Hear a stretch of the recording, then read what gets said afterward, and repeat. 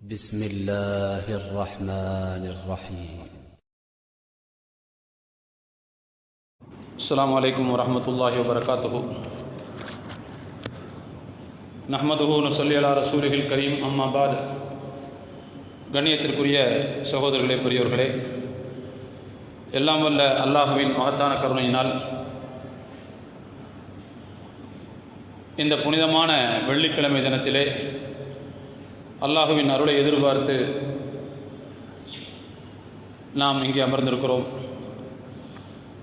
எல்லாம் வல்ல அல்லாஹ் நம் அனைவர் மீதும், நம்மை சார்ந்த அனைவர் மீதும் அவனுடைய அருட்கொடைகளையும்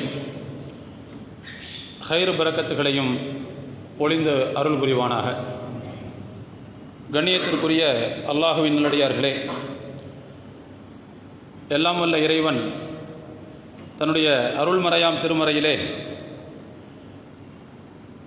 ஒரு வசனத்தில் குறிப்பிட்டு காட்டுகிறான். ஒலை யஜஅலல்லாஹு லில் காஃபிரீன அலல் முஃமினீன சபீலா. இறை நம்பிக்கை கொண்டவர்களுக்கு எதிராக இறை மறுப்பாளர்களுக்கு நாம் அதிகாரத்தை வழங்க மாட்டோம் என்று அல்லாஹ் குறிப்பிடுகிறான். அருமையான தோழர்களே, இந்த வசனத்தினுடைய கருத்தை நாம் சற்று கவனிக்கும்போது, இறை நம்பிக்கையாளர்கள் மீது இறை மறுப்பாளர்களுக்கு அதிகாரம் செலுத்துவதற்கான வாய்ப்பை அல்லாஹ் வழங்க மாட்டான் என்கின்ற அந்த வசனம் இன்றைய காலப்பொழுதோடு நாம் சேர்த்து அதை ஒப்பிட்டு பார்க்கிற போது நிலைமை வேறு மாறாக இருக்கிறது, வேறு மாதிரியாக இருக்கிறது. உலகின் பல்வேறு பகுதிகளில் முஸ்லிம் அல்லாதவர்களால் முஸ்லிம்கள் ஒடுக்கப்படுவதை பார்க்கிறோம், நசுக்கப்படுவதை பார்க்கிறோம், முஸ்லிம்களின் உரிமைகள் மீறப்படுவதை பார்க்கிறோம். அப்படின்னா முஸ்லிம்களுக்கு எதிரான அதிகாரத்தை, முஸ்லிம்களின் மீதான அதிகாரத்தை இறை மறுப்பாளர்களுக்கு அல்லாஹ் கொடுக்க மாட்டான் என்கின்ற இந்த வசனமும் இந்த சூழலும் எப்படி பொருந்துகிறது என்கின்ற ஒரு கேள்வி நமக்கு இருக்கிறது. இந்த கேள்விக்கான விடையை இன்ஷா அல்லாஹ் இந்த உரையின் இறுதிக்குள்ளே நான் உங்களுக்கு சொல்கிறேன். அடிப்படையில் இதை தழுவி நான் சில செய்திகளை இங்கே நினைவுபடுத்த ஆசைப்படுகிறேன். அருமையான தோழர்களே, முஸ்லிம் சமூகம், அந்த முஸ்லிம் சமூகத்தின் மீது சேறுவாரி இறைப்பதும் மற்ற சமூகங்களோடு இணங்கி போக முடியாத சமூகமாக இவர்கள் இருக்கிறார்கள் என்பதை திரும்பவும் திரும்பவும் சித்தரிப்பதுமான ஒரு போக்கு பல காலங்களாக தொடர்ந்து கொண்டே இருப்பதை பார்க்கிறோம். ஊடகங்கள் வாயிலாக நடக்கிறது, அதிகார மட்டங்களின் வாயிலாக நடக்கிறது, பொழுதுபோக்கு அம்சங்கள் என்று நாம் எதை நினைத்து கொண்டிருக்கிறோமோ அப்படிப்பட்ட திரையுலகங்களின் மூலமாக கூட நடந்து கொண்டிருக்கிறது. அதெல்லாம் ஒரு கற்பனை கதை, ஏதோ 2-3 மணி நேரத்துக்கு உட்கார்ந்து போய் பொழுது போக்கிட்டு வரக்கூடிய ஒரு இடம்னு நினைக்கிற அந்த மாதிரியான அம்சங்களில் கூட அங்குள்ள கதை களங்களும் கதை கருக்களும் முஸ்லிம்களுக்கு எதிரான ஒரு சித்திரத்தை பிற சமூக மக்களிடத்தில் பதிய வைப்பதாகவே அமைகிறதை நாம் பார்க்கிறோம். நான் பளிச்சுன்னு பச்சையாகவே சொல்கிறேன்.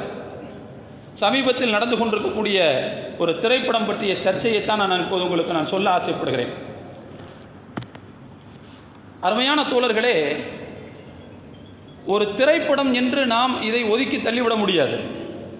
பொதுவாக இந்த மேடைகளில் திரைப்படம் பற்றியெல்லாம் பேசுகிற வழக்கமெல்லாம் இல்லை. ஆனாலும் நம்மை இழுத்து வைத்து நம் மீது சேறுவாரி இறைப்பதும், தீவிரவாத முத்திரை குத்துவதும், பயங்கரவாத குற்றச்சாட்டை சுமத்துவதுமான ஒரு போக்கு இருக்கிற காரணத்தினால் இயல்பாகவே நம்முடைய ஜீவாதார உரிமை பாதிக்கப்படுகிறது. இயல்பாகவே நம்முடைய மரியாதையில் மிகப்பெரிய களங்கம் ஏற்படுத்தப்படுகிறது. எனவேதான் இதை பேச வேண்டிய தேவை ஏற்படுகிறது. அந்த படத்தை நான் பார்க்கவும் இல்லை, பார்க்கலாம் இல்லை. ஆனால் இருந்தாலும் அது சம்பந்தமாக வந்திருக்கக்கூடிய தகவல்கள், பார்த்தவர்கள் சொன்ன செய்திகள், இதிலிருந்து சில விஷயங்களை இந்த சமூகம் கவனிக்க வேண்டும் என்பதற்காக இந்த செய்தியை சொல்கிறேன்.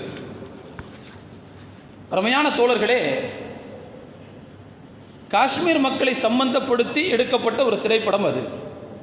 காஷ்மீர் மக்களை சம்பந்தப்படுத்தி எடுக்கப்பட்ட ஒரு திரைப்படம். அந்த திரைப்படத்தில் ஒரு இராணுவ வீரர், நம்முடைய தமிழகத்தை சார்ந்தவர், 2016 அவர் ஒரு மோதலில் இறந்து போகிறார். திருமணம் முடித்து ஒரு 6-7 வருடங்களே ஆன இளம் மனைவி உள்ள ஒரு குழந்தை இருக்கக்கூடிய அந்த மாதிரியான ஒரு இராணுவ மேஜர் அவர். அவருடைய கதையைத்தான் எடுத்திருக்கிறார்கள். ஆனால் அவருடைய கதையை யதார்த்தமாக எடுத்திருந்தால் அது வேறு விஷயம்.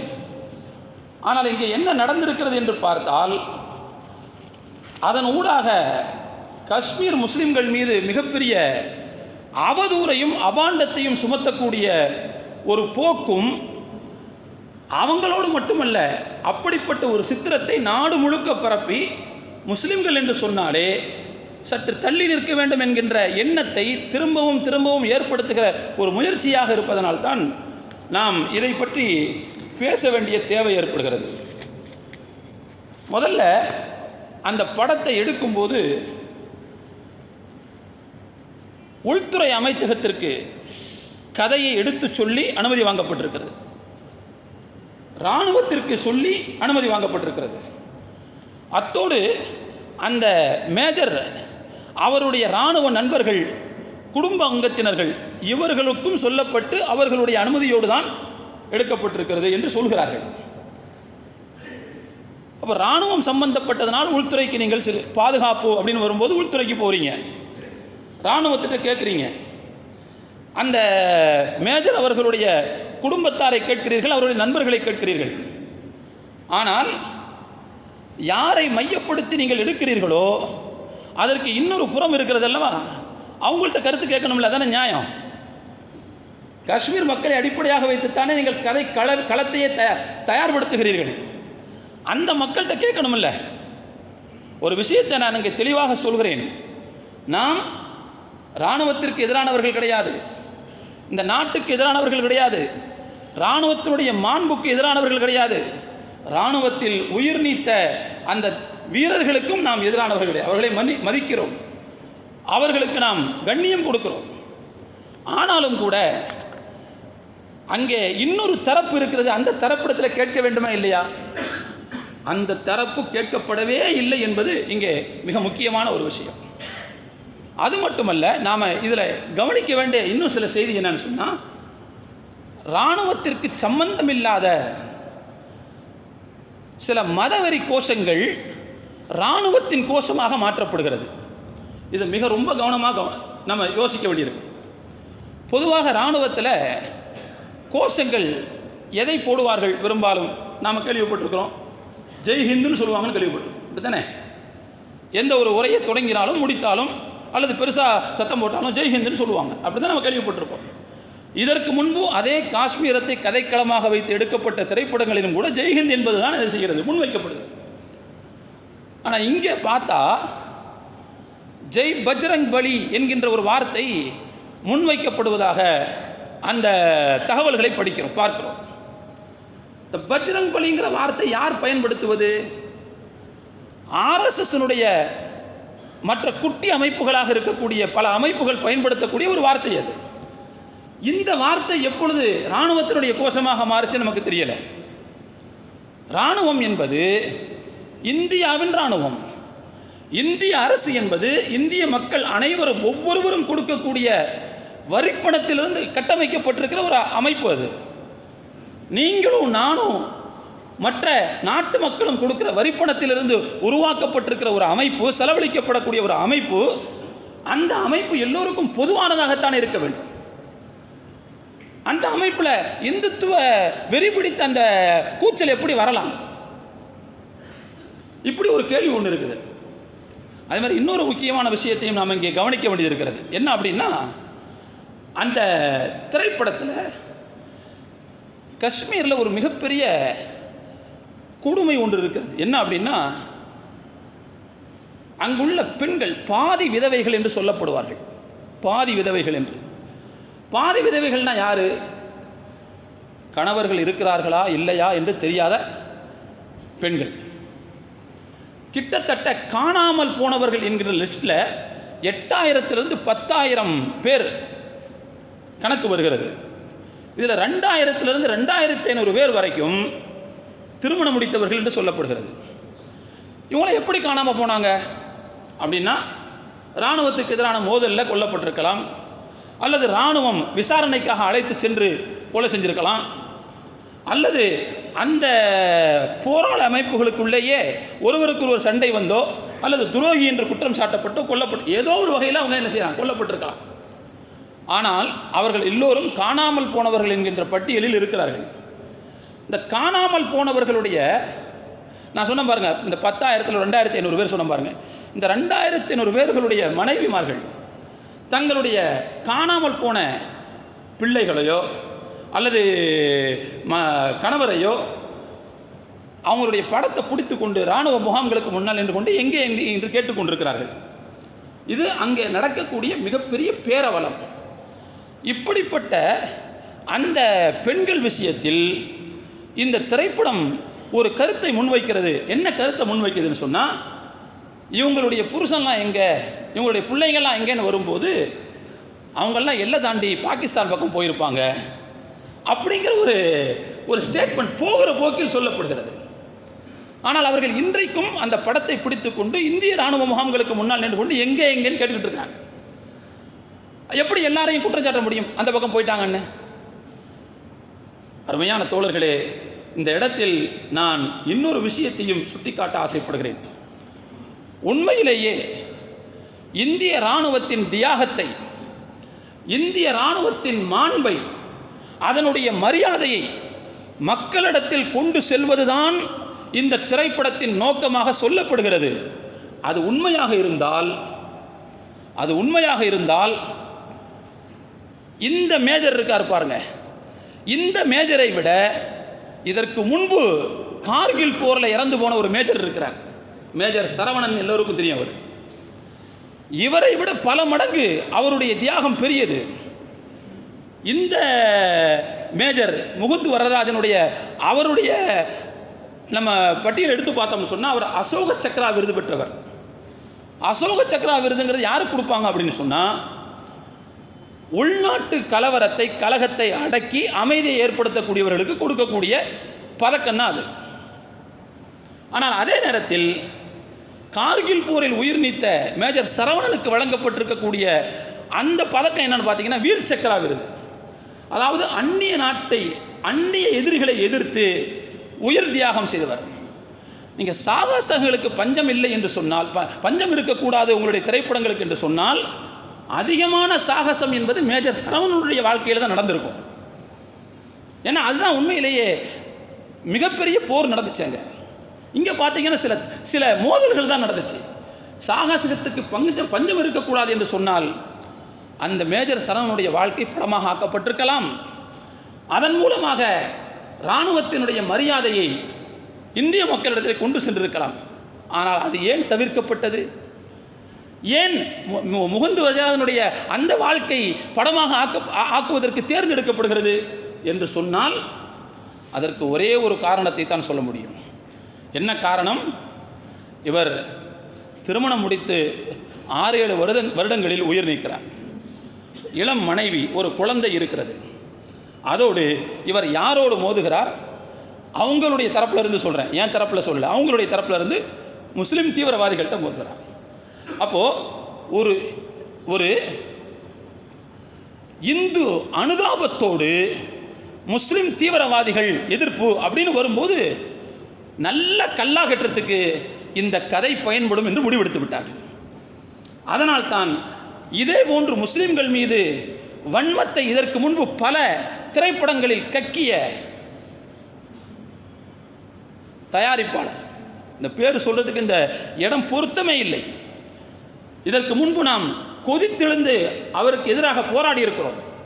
அந்த போராட்டத்தின் போது நான் இந்த ஊரை விட்டே போறேன், நாட்டை விட்டே போறேன்லாம் சொன்னவர் ஏன் இன்னும் போகாமல் இருக்கிறாருங்கிறதா இன்னைக்கு ஒரு மிகப்பெரிய கேள்வியாக இருந்து கொண்டிருக்கிறது.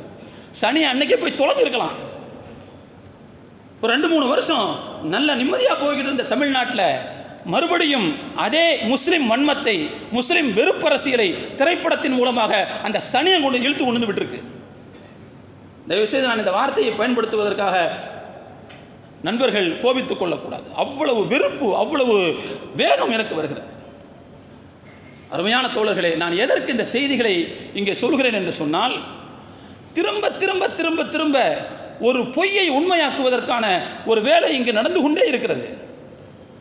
ஏதாவது கதை கிடைக்காதா, ஏதாவது களம் கிடைக்காதா, இதன் மூலமாக முஸ்லிம் சமூகத்தினுடைய மரியாதையில் கல்விட்டு எறியலாம், அவர்களுடைய அமைதியான வாழ்க்கையில கொந்தளிப்பை ஏற்படுத்தலாம் அப்படின்னு தருணத்தை எதிர்பார்த்து கொண்டே இருக்கிறார்கள்.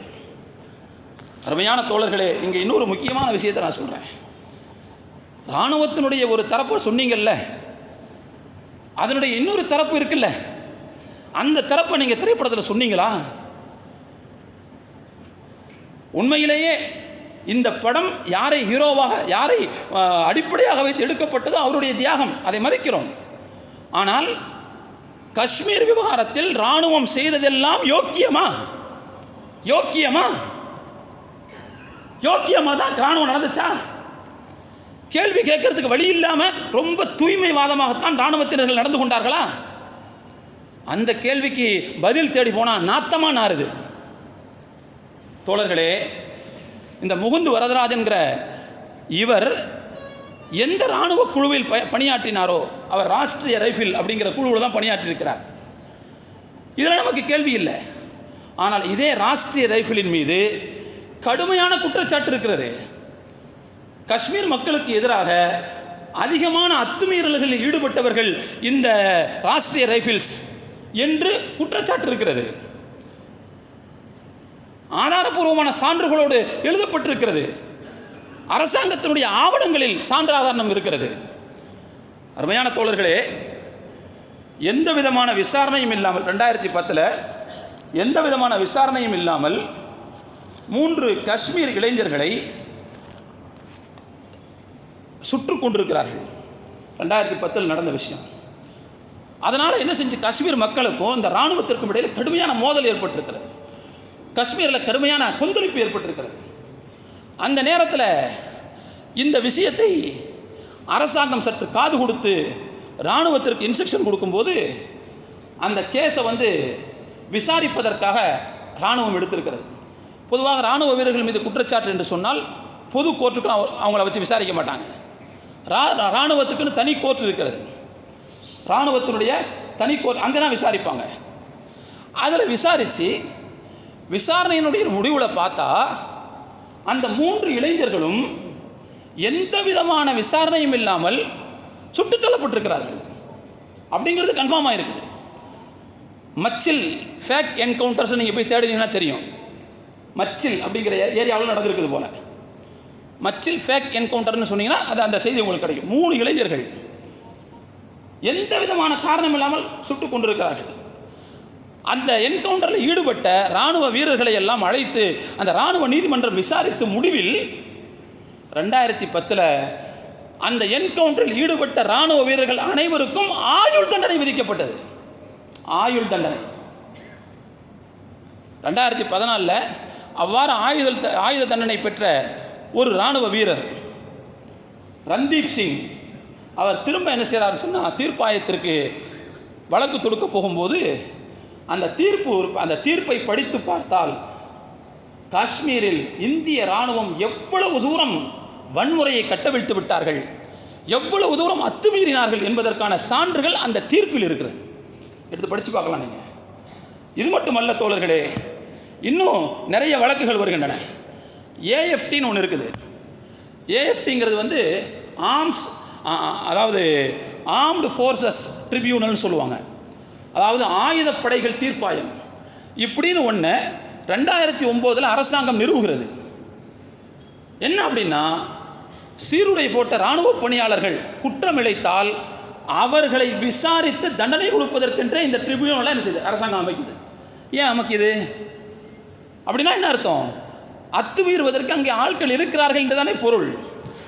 இது அல்லாமல் நாம் பார்த்தோம் என்று சொன்னால் தோழர்களே, நிறைய வழக்குகள் இது மாதிரி வருது. Pathribal encounter, Kupwara encounter, Shopian encounter என்று சொல்லி நிறைய என்கவுண்டர்கள் இதில் வந்திருக்கு. இப்படி ஒரு முகம் இந்திய ராணுவத்துக்கு இருக்குது இல்லை? இந்திய ராணுவத்துக்கு இப்படி ஒரு முகம் இருக்குதா இல்லையா? அப்போ இந்த முகத்தை ஏன் நீங்கள் திரைப்படத்தில் காட்டவில்லை? நீங்கள் ஒருத்தருடைய முகத்தை காட்டுறதுக்கு இந்திய உள்துறை அமைச்சர் அனுமதி கேட்குறீங்க, ராணுவத்தில் அனுமதி கேட்குறீங்க, அவங்க குடும்பத்தில் போய் அனுமதி கேட்குறீங்க, உங்கள் நண்பர்கள்ட்ட போய் கேட்குறீங்க, இன்னொரு தரப்பை தானே நீங்கள் சொல்ல போகிறீங்க. அந்த பொதுமக்கள்கிட்ட ஏதாவது கேட்டீங்களா? ஆனால் அந்த பொதுமக்களை நீங்கள் என்ன சொல்கிறீர்கள்? அவர்கள் அனைவரும் எல்லை தாண்டிய பயங்கரவாதிகள்னு சொல்கிறீங்க. அந்த பெண்கள், கணவன்மார்களை பிள்ளைகளை இழந்த அந்த பெண்கள், உண்மையிலேயே அவங்களுடைய கதையை கேட்டால் அனுதாபம் வருமா வராதா? அனுதாபத்திற்கு இந்த பெண்கள் மேலேயும் கூட எல்லை தாண்டிய பயங்கரவாதிகளுடைய மனைவிமார் அப்படிங்கிற ஒரு முத்திரையை நீங்கள் அந்த திரைப்படத்தின் மூலமாக குத்துகிறீர்களே. எந்த விதமான வன்முறையும் இல்லாமல் தொடர்ந்து அங்கே நடந்ததா? தோழர்களே, ஒரு விஷயத்தை நீங்கள் கவனிக்க வேண்டும். சுதந்திர இந்தியாவில் மக்களால் தேர்ந்தெடுக்கப்பட்ட மாநில அரசு அதிகமாக கலைக்கப்பட்டுள்ளது என்று சொன்னால் அது காஷ்மீரில் மட்டும்தான். அதிகமாக மக்களால் தேர்ந்தெடுக்கப்பட்ட மாநில அரசு அங்கே கலைக்கப்பட்டிருக்கிறது. ஆனால் இத்தனைக்கும் அவங்களுக்குன்னு தனி சிறப்பு அந்தத்தை நாங்கள் தருகிறோம் என்று சொல்லி நேரு வாக்கு கொடுத்திருந்தார், இந்திய அரசாங்கம் வாக்கு கொடுத்திருந்தது. ஆனால் படிப்படியாக அவர்களுடைய சிறப்பு அந்தஸ்துகளை எல்லாம் குறைத்துக் கொண்டே வந்தார்கள். தங்களுடைய கோரிக்கையை ஒன்றிய அரசுக்கு தெரிவிப்பதற்கு ஜனநாயக பூர்வமான வழிகள் அடைக்கப்பட்ட காரணத்தினால் கொந்தளித்து போய் சில இளைஞர்கள் மாற்றுப்பாதையை தேர்ந்தெடுக்கிறார்கள். மாற்றுப்பாதையை தேர்ந்தெடுத்ததை சரி என்று நான் சொல்ல வரவில்லை. ஆனால் தவறு செய்தால் எப்படி தவறோ அதுபோல தவறு செய்ய தூண்டியவர்கள் அதுவும் தப்பு தானே, தவறு செய்ய தூண்டுவதும் தவறு தானே. மாற்றுப்பாதை ஏன் அந்த இளைஞர்கள் தேர்ந்தெடுத்தார்கள்? ஜனநாயக பூர்வமான வழியை இந்திய அரசாங்கம் அடைத்தது, இராணுவத்தை அத்துமீற வைத்தது. அதனால மாற்று வழியை தேடி அந்த இளைஞன் போனான். எனவே அவன் போனது தவறென்றால் அவனை போக வைத்த இராணுவமும் தவறானது, அவனை போக வைத்த அரசாங்கமும் குற்றம் செய்திருக்கிறது என்றுதானே பொருள். இது ஒரு விஷயம். இன்னொரு விஷயத்தை நீங்கள் கவனிக்கணும். நம்மெல்லாம் எவ்வளவு சுதந்திரமாக எவ்வளவு உரிமைகளோடு வாழ்ந்து கொண்டிருக்கிறோம். காஷ்மீர் மக்களுக்கு இந்த சுதந்திரம் இருக்கிறதா? அங்கே இணையதளம் அதிகமாக முடக்கப்பட்ட பகுதி எது?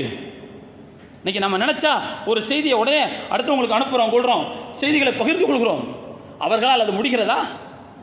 வருடக்கணக்கில் நீங்கள் இணையத்தை இழுத்து பூட்டவில்லையா? அப்படின்னா அங்கே அத்துமீறல் நடக்கிறதுன்னு அர்த்தம். இத்தனை அத்துமீறல்களையும் இராணுவ ஒழுங்கீனங்களையும் இராணுவ அராஜகங்களையும் நீங்கள் அங்கே அரங்கேற்றிவிட்டு அந்த மக்களை தீவிரவாதிகள் என்று மக்களிடத்தில் நீங்கள் கொண்டு போய் சேர்க்கிறீர்கள் என்று சொன்னால் உங்களை விட அயோக்கியர்கள் உலகத்தில் யார் இருக்க முடியும்? முஸ்லிம் சொந்தங்களிடத்தில் நான் கேட்டுக்கொள்வது என்ன என்றால், நாமெல்லாம் ஹயாத்தோடு இருக்கும்போது, இந்த வரலாறு தெரிஞ்ச நாமெல்லாம் உயிரோடு இருக்கும்போது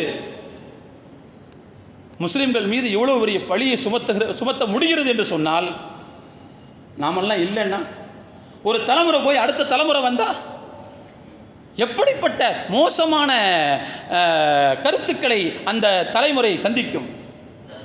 தயவுசெய்து நாம் யோசிக்க வேண்டும். தோழர்களே, ஒரே ஒரு செய்தியை சொல்லிட்டு முடிச்சுக்கிறேன். ரெண்டு செய்தி சொல்லி முடிச்சுக்கிறேன். 2021 காசி விஸ்வநாதர் ஆலயம் புனர் நிர்மாணம் செய்யப்பட்டு பிரதமரால் திறந்து வைக்கப்பட்டது. அப்போ பேசும்போது அவர் சொல்றார், காசியை படையெடுப்பாளர்கள் தாக்கி அழிக்க முயற்சித்தார்கள். அவுரங்கசீபின் அராஜகங்களை வரலாறு நன்றாகவே பார்த்திருக்கிறது அப்படின்னு அதில் பேசினார். அவுரங்கசீப்பை இந்துக்களுக்கு எதிரானவர் என்று முன்னிறுத்தியதில் இவர்களுடைய பொய்யும் புரட்டும் அதிகமாக இருக்கிறது.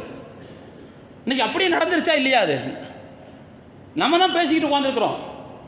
ஆனால் சாதாரணமான நம்முடைய இந்து சகோதரர்கள்ட்ட போய் கேட்டீங்கன்னு சொன்னால் அவுரங்கசீப்பின் மீது இப்படிப்பட்ட அவதூறைத்தான் அவர்கள் உண்மை என்று நம்பிக்கொண்டிருக்கிறார்கள்.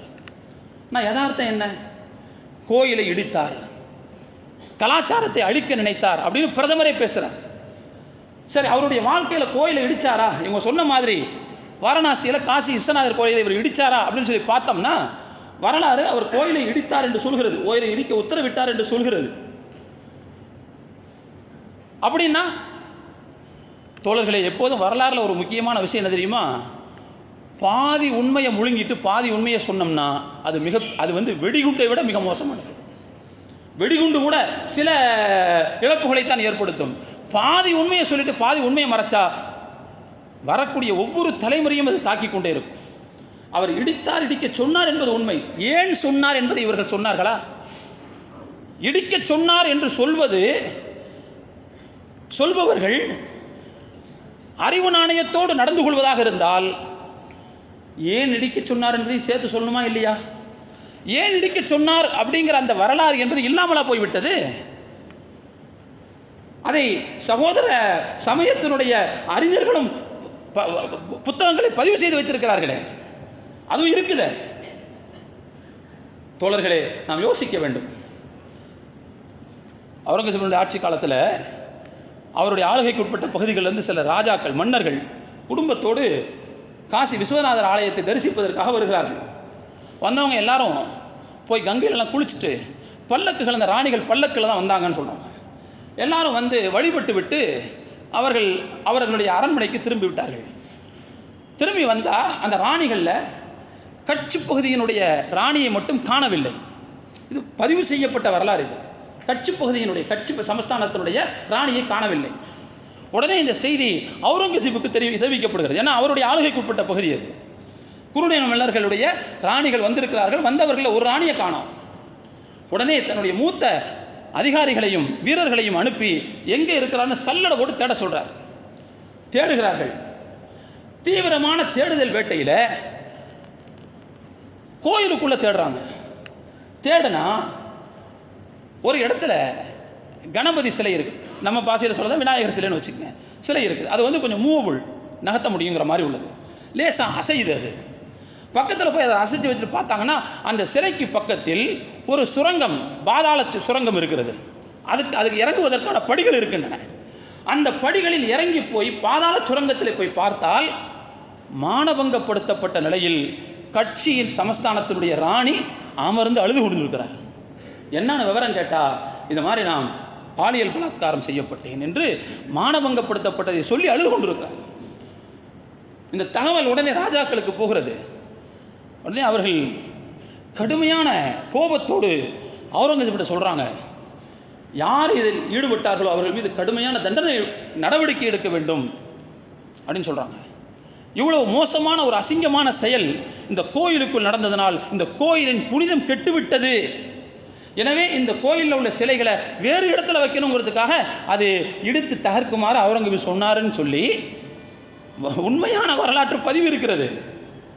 ஆனால் இடிக்க சொன்னார், இடித்தார்னு சொல்றவங்கள்ட்ட அறிவு நேர்மை இருந்தால், அறிவு நாணயம் இருந்தால் இதனால தான் சொன்னாருங்கிறதை சேர்த்து சொல்லணுமா இல்லையா? ஆனால் எப்போதுமே உண்மை செருப்பு மாற்றத்துக்குள்ள பொய் வந்து ஒரு ரவுண்டு உலகத்தை வந்துரும்னு சொல்லுவாங்க. அதனால பொய் என்பது இன்றைக்கு மக்கள் மனதிலே விதைக்கப்பட்டிருக்கிறது. நான் எதுக்கு சொல்றேன்னா, கொஞ்சம் நாம் விழிப்புணர்வோடு இருக்க வேண்டிய தேவை இருக்கிறது. நம்மை சுற்றி என்ன நடக்கிறது, அதில் என்ன பேசப்படுகிறதுங்கிற அந்த விழிப்புணர்வு நமக்கு தேவைப்படுகிறது. ஒன்றும் தேவையில்லைங்க.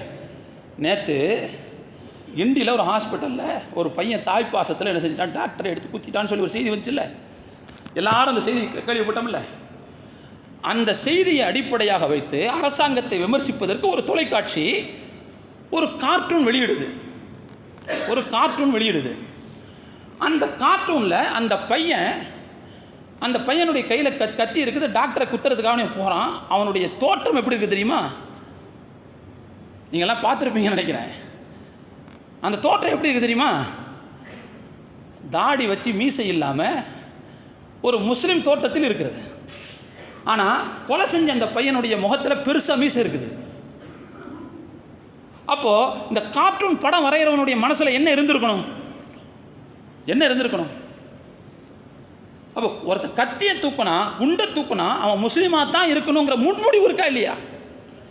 இந்த முன்முடிவு எப்படி அவங்க மனசுக்குள்ள வந்துச்சு அப்படின்னா, இது போன்ற பொய் பிரச்சாரங்கள், துர்பிரச்சாரங்களுடைய விளைவு தான் இப்படிப்பட்ட ஒரு மோசமான சூழ்நிலை எடுத்திருக்கிறது. அப்புறம் கடைசியில் அந்த சேனலுக்கு வந்து எதிர்ப்புகள் தெரிவிக்கப்பட்டு மறுபடி இன்னொரு கார்ட்டூனை உடனே போட்டாங்க. தாடியை எடுத்துட்டு வெறும் மீசையை மட்டும் வச்சு போட்டு விட்டாங்க.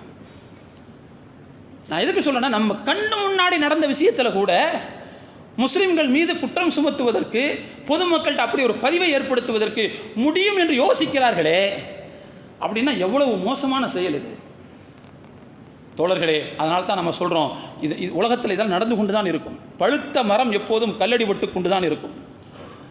நான் ஒரு ஹதீஸ் ஏற்கனவே சொல்லியிருக்கேன் உங்கள்கிட்ட. உங்களை உணவுத்தட்டை நோக்கி எப்படி மக்கள் எல்லாம் முண்டி அடித்து கொண்டு வருவார்களோ, அதுபோல உங்களை நோக்கி எல்லா சமூகங்களும் முண்டி அடித்து கொண்டு வரும். உங்களை அடிக்கிறதுக்கு, உங்களை துவம்சம் பண்ணுறதுக்கு, உங்களுடைய உரிமைகளை பறிப்பதற்கு, உங்களுடைய சொத்துக்களை சூறையாடுவதற்கு வருவார்கள். புல்டோசர் கொண்டு வந்து செடிப்பான், அள்ளிட்டு போவான், எல்லாம் நடக்கும். ரசூலுல்லாஹ் சொன்னாங்க அந்த செய்தியை. சஹாபாக்கள் கேட்டார்கள், யார் ரசூலுல்லாஹ், அன்னைக்கு நாங்கள் கம்மியான பேர் இருப்போமா அப்படின்னாங்க. ஓமின் கில்லத்தின் நகனு யௌமைதின், அன்றைய தினம் நாங்கள் கம்மியான பேர்கள் இருப்போமா, நாங்கள் எண்ணிக்கையில் ரொம்ப பலவீனமாக இருப்போமா, அதனால் அப்படி நடக்குமா? ரசூலுல்லாஹ் சொன்னாங்க, பல் அன்தும் கதீருன், இல்லை இல்லை இல்லை இல்லை, நீங்கள் நிறைய பேர் இருப்பீங்க, எக்கச்சக்கமான பேர் இருப்பீங்க. ஆனால் எப்படி இருப்பீங்க தெரியுமா? வலாக்கின்னக்கும் ஹுசாவுன் க ஹுசாய் ஸைல், வெள்ளத்தின் போது அடித்து வரப்படக்கூடிய நுரைகளை போன்று இருப்பீர்கள். நீர்க்குமிழி இருக்கு பாருங்க, நீர்க்குமிழியை போன்று நீங்கள் இருப்பீர்கள். நீர்க்குமிழினா என்ன அர்த்தம் உங்களுக்கு தெரியும். லேசாக அப்படி கையை வச்சோம்னா நினைஞ்சிடும், ஒரு குச்சியை வச்சோம்னா உடஞ்சிடும். அவ்வளவு பலவீனமானவர்களாக இருப்பீர்கள். நுரைய போல நிறைய வருவீங்க, ஆனால் ஒவ்வொருத்தரும் எப்படி இருப்பீங்கன்னு சொன்னால், குச்சியை வச்சு குத்தினா உடஞ்சி போகிற அளவுக்கு பலவீனமாக இருப்பீங்க. ரசூலுல்லாஹ் சொன்னாங்க. சொல்லிட்டு ரசூலுல்லாஹ் சொல்கிறாங்க, உங்கள் மீதான அச்சம் உங்களுடைய எதிரிகளுடைய உள்ளத்திலிருந்து அகற்றப்பட்டு விடும், உங்களுடைய உள்ளத்தில் வகுன் போடப்பட்டு விடும் என்று சொன்னார்கள். வகுன் என்றால் என்ன என்று சஹாபாக்கள் கேட்டாங்க. வகுன்னா என்ன? ரசூலுல்லாஹ் சொன்னாங்க, வகுன் என்று சொன்னால் ஹுப்பு துன்யா வ கராஹியத்துல் மௌத் என்று சொன்னார்கள். உலக மோகமும் மரணத்தின் மீதான வெறுப்பும் என்று சொன்னார்கள். உலக மோகம் உங்கள்கிட்ட இருக்குது, மரணத்தின் மீதான வெறுப்பு உங்கள்கிட்ட இருக்குது. இந்த ரெண்டும் இருந்தா உங்களுடைய உள்ளத்தில் பலவீனம் இருக்கும். பலவீனம் இருக்கும்போது நீங்கள் நீர்க்குமிழிகளை போன்றுதான் இருப்பீர்கள். உங்கள் மீதான மதிப்பச்சம் எதிரிகளிடமிருந்து அகற்றப்பட்டு விடும். அவன் நாட்டை பிடிப்பான், ஊட்டை பிடிப்பான், வீட்டை இடிப்பான், உங்கள் மேலே இல்லாத எல்லா குற்றச்சாட்டுகளையும் சுமத்தத்தான் செய்வான். சரி, என்ன செய்யணும்? என்ன செய்யணும்? ரசூலுல்லாஹ் 2 விஷயத்தை சொன்னாங்க.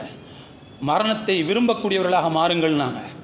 மரணத்தை விரும்பக்கூடியவர்கள்னா எனக்கு மரணம் சீக்கிரம் வந்துடணும்னு கேட்கறதல்ல, எந்த நேரத்துலையும் போகிறதுக்கு தயாராக இருக்கிறதுன்னு அர்த்தம். இறைவன்கிட்ட அழைப்பு வந்தால் உடனே போகிறதுக்கு தயாராக இருக்கிறது. அது போகிறதுக்கு எப்போ தயாராக முடியும்? எப்பொழுது தயாராக இருப்போம்? நம்முடைய கடமைகளில் நாம் சரிவர கவனம் உள்ளவர்களாக, நம்முடைய பொறுப்புகளில் நேர்மையானவர்களாக, மார்க்க அறிவும் உலக அறிவும் சமயோஜித அறிவும் உள்ளவர்களாக நாம் இருக்கும்போது தான் அதுக்கு தயாராக இருக்க முடியும்.